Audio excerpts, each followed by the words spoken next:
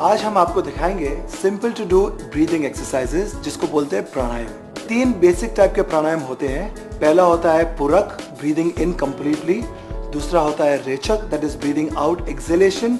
और तीसरा होता है कुंभका, that is retention, holding your breath. तो चलो करते हैं पहले एक्सरसाइज। स्पाइन को सीधा रखिए, अपने हाथों को ज्ञान मुद्रा में रखिए और आंखें बंद करके preferably take a deep breath पूरका।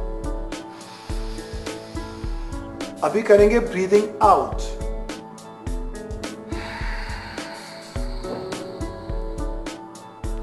यह था रेचक, ब्रीदिंग आउट। और तीसरा रहेगा कुंभक, ब्रीदिंग इन करने के बाद रिटेंशन, उसको सांस को पकड़े रखना।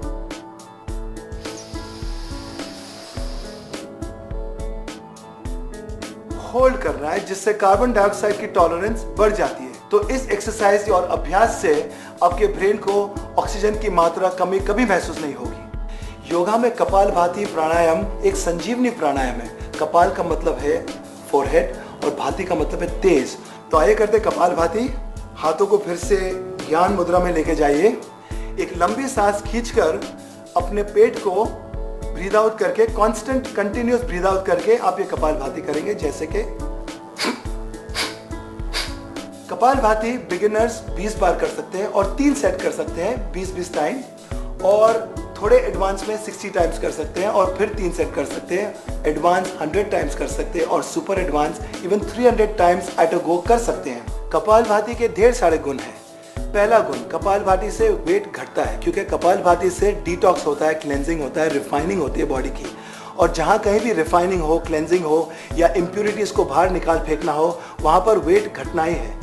दूसरी बात, कपालभाति से कैलोरीज बर्न होते हैं, because kapalbhati generates a lot of heat into your body, so that Burns a lot of calories. चौथी बात, कपालभाति से इम्यूनिटी बढ़ती है, यानी कोई भी डिजीज या इन्फेक्शन आपको आसानी से नहीं पकड़ पाएगी। और पांचवी बात, कपालभाति से डाइजेस्टिव प्रोसेसेस इंप्रूव होता है। अभी हम करेंगे अनुलोम विलोम। अनुलोम विलोम मीन्स नाड़ी शोधन, which means purification of your energy channels. Right nostril को अंगूठे से ब्लॉक कीजिए और अपने 2 उंगलियों को सरल सीधा रखिए। लेफ्ट नॉस्ट्रिल से आप सांस को अंदर खींचिए, फिर उसको ब्लॉक कीजिए और राइट नॉस्ट्रिल से छोड़िए। फिर राइट नॉस्ट्रिल से सांस को अंदर खींचेंगे, ब्लॉक करके लेफ्ट से छोड़ेंगे। ये आप 20 बार कर सकते हैं।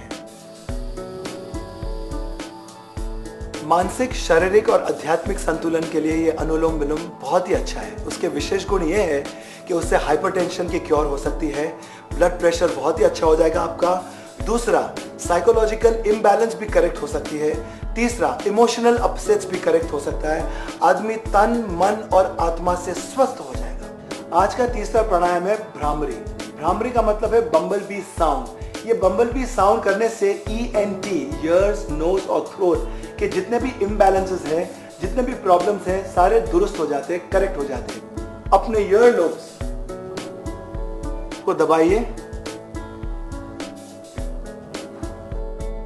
बाहर का साउंड अंदर नहीं आना चाहिए, और अपनी आंखों के ऊपर फिंगर टिप्स को जेंटली रखिए। Take a deep breath.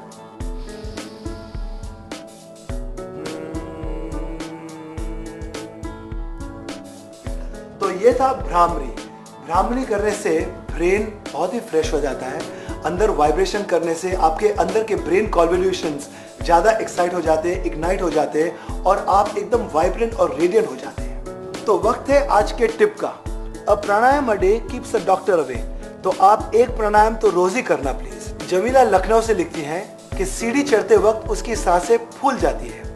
तो मैं कहूंगा जमीला, पहली बात आप सीढ़ियां आराम से चढ़े, 1 step at a time, breathing in, breathing out, breathing in, breathing out।